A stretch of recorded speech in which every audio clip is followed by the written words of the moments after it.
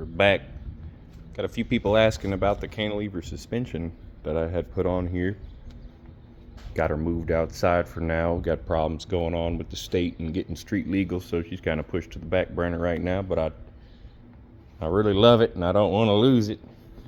So we're going to talk about the cantilever suspension. So first, when I first got it, I had got the Raptor front knuckles for the ATV. Like, I actually had the 4-bolt lug pattern, the whole assembly, and I kind of just copied the internals of it out of steel. That way I can make these brackets to weld to it. So this, if you see the holes going through the threads, this is the actual spindle from the ATV that would have went into those knuckles. I pressed it out, put the bearings that were in the knuckles in here in these steel sleeves. I made these on the lathe, and then the spindle actually gets pressed into a sleeve inside here. You can kind of, no, you really can't see it. There's a hole back in the back. I can press this spindle out if I needed to make a new one. But after I'd spent a bunch of time on the lathe making these up, online, I'll probably try and tag them in the description. There is a Jeep like spare wheel carrier that you can get. This is so nice compared, I mean, that's nice, but these just have like roller bearings and they're made heavy duty, like really heavy duty. These are $50 a piece. The amount of time I spent in material, this is worth it. Go this way if you want to do it. All you need to do is, it comes with like a spindle shaft, big old thick, like, I don't know, it's like 1 1/4 almost, maybe just 1 inch shaft. There's 2 roller bearings and then this has the seats for the roller bearings. And then there's a nut underneath here that holds it all down and tight. And it made that so easy compared to the front.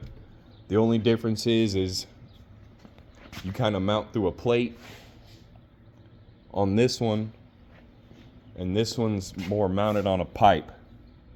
So you just have to, like, you have to locate this pipe that's holding the spindle instead of welding a spindle to a plate, because that's a hardened spindle, so if you weld to it, you'll probably break it.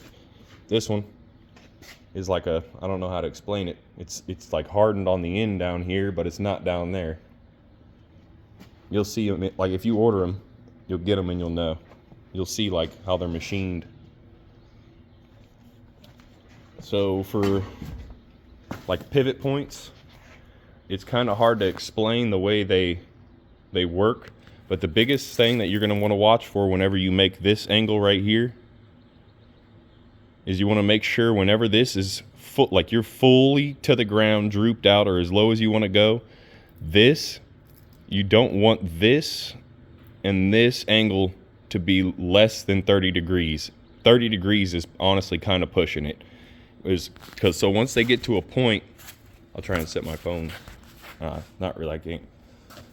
Once this gets so cocked over, you'll almost push this arm down. Like the spring alone will flip this thing over almost, and it'll pull your wheel up if you don't have this angle right here. So you kind of got to lay it out on paper over time and just kind of like mess with it. I don't know, it's kind of weird.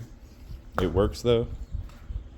The front one's a little bit more out. I don't know how to explain that. It's kind of harder for the front to cam over because of the way it is. I don't know how to explain it really.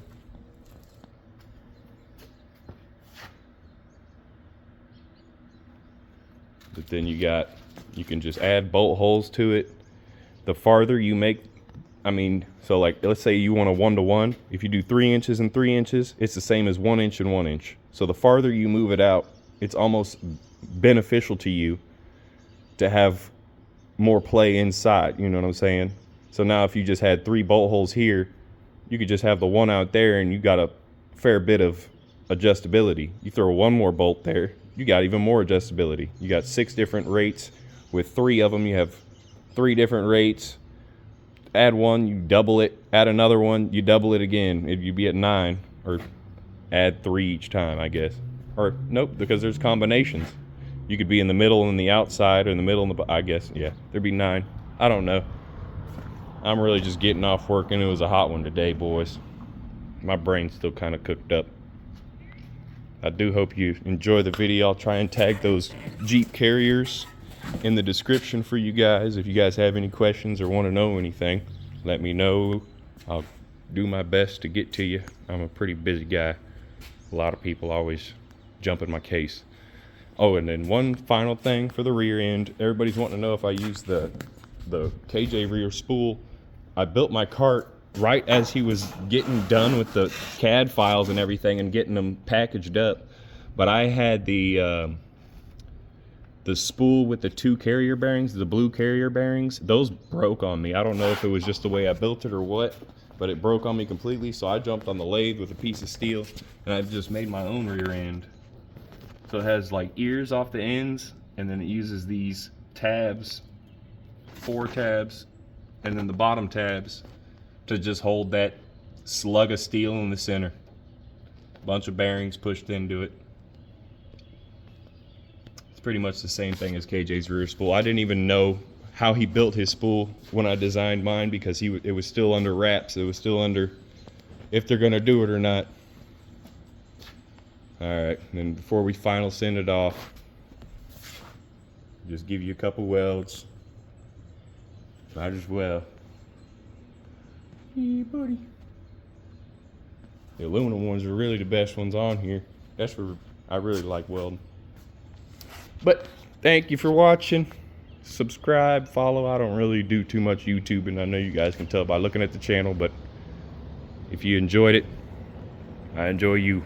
Thank you.